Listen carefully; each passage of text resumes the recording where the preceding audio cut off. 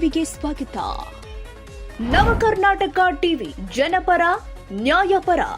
ನೀವಿನ್ನ ನಮ್ಮ channel subscribe ಮಾಡಿಲ್ಲ ಅಂದ್ರೆ ಈ ಕೂಡಲೇ ಲೈಕ್ ಮಾಡಿ, ಶೇರ್ ಮಾಡಿ, ಸಬ್ಸ್ಕ್ರೈಬ್ ಮಾಡಿ, ತಪ್ಪದೆ ಬೆಲ್ ಐಕಾನ್ ಕ್ಲಿಕ್ ಮಾಡಿ.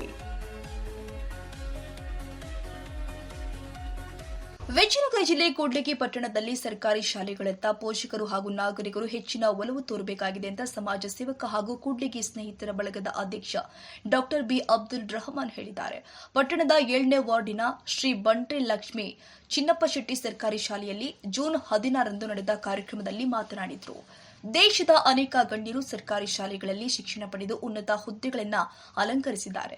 ಗುಣಮಟ್ಟದ ಶಿಕ್ಷಣವನ್ನು ಸರ್ಕಾರಿ ಶಾಲೆಗಳಲ್ಲಿಯೇ ಪಡೆಯಲು ಸಾಧ್ಯ ಎಂದು ಅಭಿಪ್ರಾಯಪಟ್ಟಿದ್ದಾರೆ. ಮೌಲಾನಾ ಅಬುಲ್ ಕಲಾಂ ಆಜಾದ್ ಅವರ ಸಂದೇಶವನ್ನು ಉಲ್ಲೇಖ ಮಾಡಿದ ಅವರು, ಸರ್ಕಾರಿ ಶಾಲೆಗಳ ಗುಣಮಟ್ಟದ ಶಿಕ್ಷಣವು ಸಮಾಜದಲ್ಲಿ ಕ್ರಾಂತಿಯನ್ನು ಉಂಟು ಮಾಡುತ್ತೆ ಎಂದು ಹೇಳಿದರು. ಜೊತೆಗೆ ಸಂವಿಧಾನ ಶಿಲ್ಪಿ ಡಾ ಬಿಆರ್ ಅಂಬೇಡ್ಕರ್ ಅವರ ಆದರ್ಶಗಳು ಹಾಗೂ ಅವರ ಜೀವನದ ಕುರಿತು ವಿದ್ಯಾರ್ಥಿಗಳಿಗೆ ಮಾಹಿತಿ ಕೊಟ್ಟಿದ್ದಾರೆ. ವಿದ್ಯೆ ಎಂಬ ಹುಲಿಯ ಹಾಲನ್ನು ಕುಡಿದವರು ಅನ್ಯಾಯದ ವಿರುದ್ಧ ಒಂದು ದಿನ ಹುಲಿಯಂತೆ ಗರ್ಜಿಸಲೇಬೇಕು ಎಂಬ ಸಂದೇಶವನ್ನು ವಿವರಿಸಿದ ಅವರು, ಪೋಷಕರು ತಮ್ಮ ಮಕ್ಕಳನ್ನ ಸರ್ಕಾರಿ ಶಾಲೆಗಳಿಗೆ ಸೇರಿಸುವುದರ ಮೂಲಕ ಶಾಲೆಗಳ ಅಭಿವೃದ್ಧಿಗೆ ಸಹಕರಿಸಬೇಕು ಅಂತ ಮನವಿ ಮಾಡಿದ್ದಾರೆ.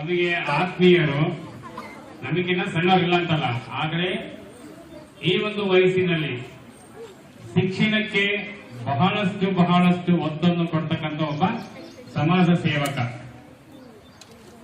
ಶಿಕ್ಷಣದ ಬಗ್ಗೆ ಎಲ್ಲಿಲ್ಲದ ಆಸಕ್ತಿ. ಕೆಲವು ಸ್ನೇಹಿತರನ್ನು ನೋಡಿದಿರಿ, ಅವರು ಬೇರೆ ರೀತಿಯಲ್ಲಿ ಒಂದು ಕೆಲವು ಕಾರ್ಯಕ್ರಮಗಳಿಗೆ ಅಥವಾ ಬೇರೆ ಒಂದು ಕೆಲಸ ಕಾರ್ಯಗಳಲ್ಲಿ ಕಾರ್ಯನಿರತರಾಗಿರ್ತಾರೆ. ಆದ್ರೆ ಸಾಕಷ್ಟು ಸುಮಾರು ಈಗ ನಾನು ತಿಳಿದ ಮಟ್ಟಿಗೆ ಒಂದು 5-6 ವರ್ಷಗಳ ಕಂಟಿನ್ಯೂ ಆಗಿ ನಾನು ಕಂಟಿನ್ಯೂ ಆಗಿ ನೋಡ್ತಿದ್ದೀನಿ.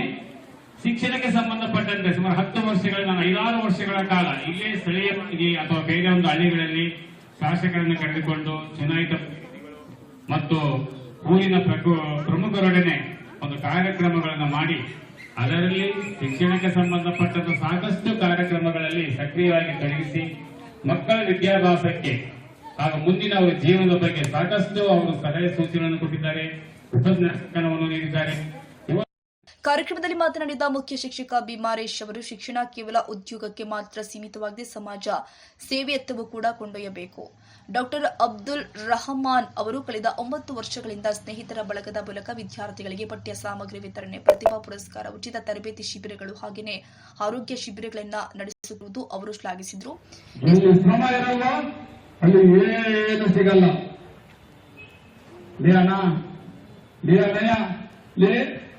ನೋಡ್ಲಾ ಇಲ್ಲಿ ನನಗೆ ಅವಾರ್ಡ್ ನೀನೇ ಇಲ್ಲಿ ನನ್ನ ನೋಡು, ನೀನೇ ಕಣ ಅಂಬೇಡ್ಕರ್ ಆಗೋದು ಮುಂದೆ. ನೀನು ದೊಡ್ಡ ವಿದ್ವಾಂಸ ಆಗ್ತೀನಿ. ನೀನು ಚಿತ್ರಗ್ರಂದ್ರೆ ಬುದ್ಧಿವಂತರ ಅಂತೆಲ್ಲ ಹೇಳ್ಕೊಂಡು ಹೋಗ್ಬೇಡಿ.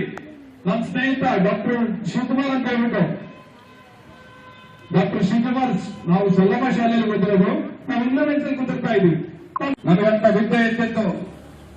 1ರಿಂದ 20ರವರೆಗೆ ಮಗ್ಗಿ ಹೇಳ್ಬೇಕು, ಕಣ್ಣು ಮುಚ್ಚ ಕೈ ಇಟ್ಕೊಂಡು ಮಗ್ಗಿ ತಪ್ಪಿದ್ರೆ ಕಣ್ಣಾಗ ರಕ್ತ ಬರ್ಬೇಕು ನೋಡಿದ್ದ ಮೊದಲ ಸ್ನೇಹಿತ ಒಬ್ನು. ಕಣ್ಣಾಗ ಮೂರ್ನೆಗಿಂತ ಬಾಯಾಗಿಂದ ರಕ್ತ ಬರ್ಬೇಕು, ಹಂಗ್ ಹೊಡಿಬೇಕು. ಹೊಡೆದ್ರು ಕೂಡ ನಾವು ಅದನ್ನೇ ಮಾಡ್ಕೊಂಡು ಕಂಟಿನ್ಯೂ ಮಾಡ್ಕೋಬೇಕು. ಅಲ್ಲಿ ಯಾರು ಗ್ಯಾಪ್ ಬಿಡ್ತಿದ್ದಲ್ಲ ನಾವು. ಅಂತ ಶಿಕ್ಷಣ ಇತ್ತು, ಕಲ್ಲ ಮೇಲೆ ಬರ್ದಂಗಿರ್ತಿತ್ತು ಶಿಕ್ಷಣ. ಆದ್ರೆ ಅನಿವಾರ್ಯ ಅನಿಸ್ತಾ ಇದೆ, ಇವೆಲ್ಲ ನೋಡ್ತಾ ಇದ್ರೆ ತುಂಬಾ ಬೇಜಾರು ಅನಿಸ್ತದೆ. ಕಲ್ಲನ್ನು ಕಡಿದ್ರೆ ಮಾತ್ರ ಶಿಲ್ಪಿ ಆಗೋದು. ಎಸ್ಡಿಎಂಸಿ ಅಧ್ಯಕ್ಷ ಸಿರಬಿ ರಾಘವೇಂದ್ರ, ಶಿಕ್ಷಕರು ಆದ ಲಕ್ಷ್ಮೀದೇವಿ, ಮಲ್ಲಮ್ಮ, ಅರುಣ ನೇತ್ರಾವತಿ, ಹನುಮಂತಪ್ಪ ಸೇರಿ ಅನೇಕರು ಉಪಸ್ಥಿತರಿದ್ದರು. 100 ವಿದ್ಯಾರ್ಥಿಗಳು ಕಾರ್ಯಕ್ರಮದಲ್ಲಿ ಭಾಗವಹಿಸಿದ್ರು. ಕೆ ತಿಪ್ಪೇಸ್ವಾಮಿ, ಕೂಡ್ಲಿಗಿ, ನವ ಕರ್ನಾಟಕ ಟಿವಿ.